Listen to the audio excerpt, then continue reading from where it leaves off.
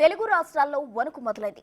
అక్కడ ఇక్కడ అనే తేడా లేకుండా అన్ని జిల్లాల్లో చలి వణికించేస్తోంది. కోల్డ్ వేవ్ కారణంగా తెలంగాణ, ఆంధ్రప్రదేశ్లో రోజు రోజుకు ఉష్ణోగ్రతలు పడిపోతున్నాయి. ఫలితంగా చలి తీవ్రత మరింత పెరుగుతోంది. ఇప్పుడే ఇలా ఉంటే ఈ నెలాఖరుకు సీన్ ఎలా మారనుంది? జనవరిలో కాలు పెట్టగలమా?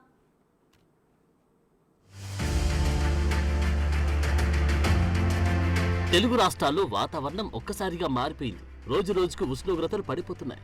చలి దెబ్బకు అన్ని జిల్లాల్లో వెదర్ మారిపోయింది. ఏపీలోని అరకులో 5 డిగ్రీల ఉష్ణోగ్రత నమోదైంది. మినుములూరులో 9, పాడేరులో 10 డిగ్రీల టెంపరేచర్ నమోదైంది. తెలంగాణలో అయితే మరింత కనిష్ట ఉష్ణోగ్రతలు నమోదవుతున్నాయి. ఆదిలాబాద్ జిల్లాలో 6 డిగ్రీలుగా ఉష్ణోగ్రత రికార్డైంది. నిర్మల్లో 6.4 డిగ్రీల టెంపరేచర్ నమోదైంది. చలి ఎక్కువడంతో జనం ఇబ్బందులు పడుతున్నారు. ఉదయాన్నే బయటకు వెళ్లే వాహనదారులకు చలి పెద్ద ఆటంకంగా మారింది. గ్రామీణ ప్రాంతాల్లోనే కాదు, పట్టణాలు, నగరాల్లోనూ చలి ప్రభావం ఎక్కువగానే ఉంది. రోజులు గడుస్తున్నా కొద్దీ పగటి, రాత్రి వేళల్లో ఉష్ణోగ్రతలు పడిపోతున్నాయి. చాలా జిల్లాలో సింగిల్ డిజిట్ టెంపరేచర్లే నమోదవుతున్నాయి.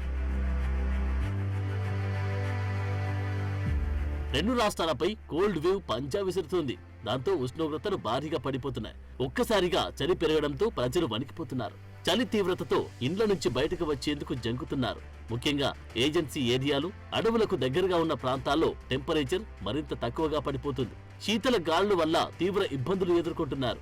ఉదయం పూట చలితో పాటు పొగమంచు కూడా దట్టంగా అలుముకుంది. హైదరాబాద్ లాంటి మహానగరాల్లోనూ కొన్ని ప్రాంతాల్లో అత్యల్ప ఉష్ణోగ్రతలు నమోదవుతున్నాయి. తాజాగా జీహెచ్ఎంసీ పరిధిలో 5 ఏళ్ల కిందటి రికార్డును బ్రేక్ చేస్తూ టెంపరేచర్స్ పడిపోయాయి. చాలా చోట్ల చలి తీవ్రత కారణంగా ఉదయం 10 అవుతున్నా బయటకు వెళ్లలేని పరిస్థితులు నెలకొన్నాయి.